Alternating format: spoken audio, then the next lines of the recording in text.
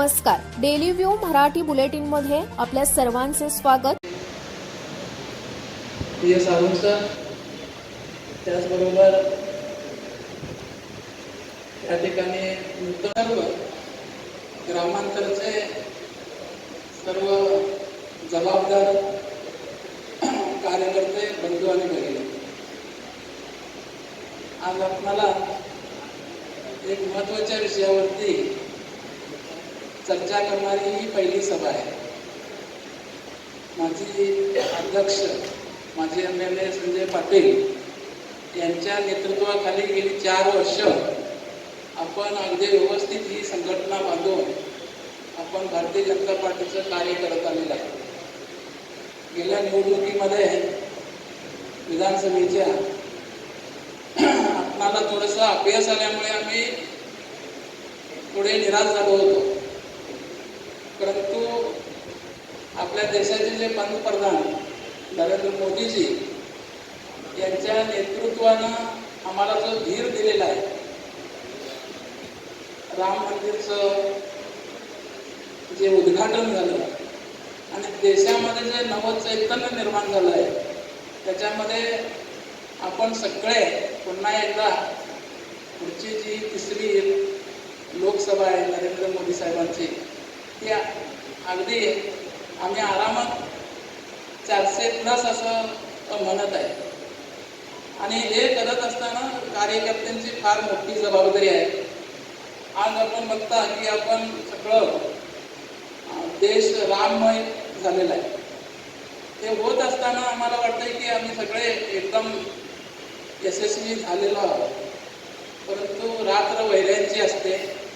ते सगळं बघून आज आपण इथं आपल्या कर्नाटकामध्ये आजच या बेळगाव शहरामध्ये एक मोठी सभा आयोजित केलेली आहे.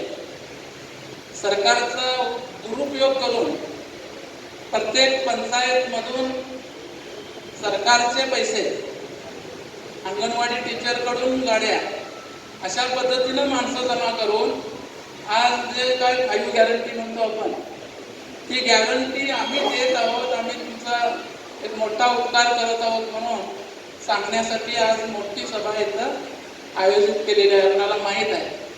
आणि म्हणून माणसाला दिशाभूल, मतदारांना दिशाभूल करण्याचा प्रयत्न होणार आहे.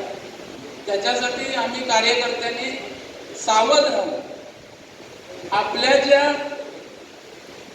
नरेंद्र मोदीजींनी केंद्रामध्ये ज्या ज्या योजना आणलेल्या आहेत त्या व्यवस्थितरित्या लोकांच्या पर्यंत पोहोचवणं, कार्यकर्त्यांच्या मार्फत बूथ लेवलला आपण व्यवस्थितरित्या रचना करून पुन्हा एकदा जोमानं बूथ मध्ये विजय हा देशाचा विजय आपण म्हणतो, ते आपण केलं पाहिजे. आणि त्याच्यासाठी आपण सर्वांनी ते गेले येणारे 2-3 महिने आपण सतत आपल्या कार्यक्षेत्रामध्ये काम करूया, एवढं या ठिकाणी सांगतो. आणि पुन्हा एकदा जी नूतन कमिटी आहे ग्रामांतरची, त्या सगळ्यांचे अध्यक्ष, उपाध्यक्ष, जनरल सेक्रेटरी सगळे त्यांचे मी पुन्हा एकदा या कार्यक्रमानिमित्त त्यांचं अभिनंदन करतो आणि मध्ये 2 शब्द ಶಾಲಿಯಾಗೋಣ ಅಂತಕ್ಕಂಥ ಮಾತನ್ನು ಹೇರುವ ವಿಠಲ್ ಹಲಗೇಕರ್ ಅವರಿಗೆ ಧನ್ಯವಾದಗಳನ್ನು ಅರ್ಪಿಸ್ತಾ ಈ ಕಾರ್ಯಕಾರಿಣಿಯ ಸಭೆಯನ್ನು ಉದ್ದೇಶಿಸಿ ಅರಭಾವಿಯ ಜನಪ್ರಿಯ ಶಾಸಕರು ಹಾಗೂ ಮಾಜಿ KMF ಅಧ್ಯಕ್ಷರು ಆಗಿರ್ತಕ್ಕಂಥ ಬಾಲಚಂದ್ರ ಜಾರಕಿಹೊಳಿ ಸರ್ ಅವರು ಈ ಒಂದು ಸಭೆಯನ್ನು ಉದ್ದೇಶಿಸಿ ಮಾತನಾಡಬೇಕಂತೇಳಿ ಅವರಲ್ಲಿ ವಿನಂತಿ ಪೂರ್ವಕವಾಗಿ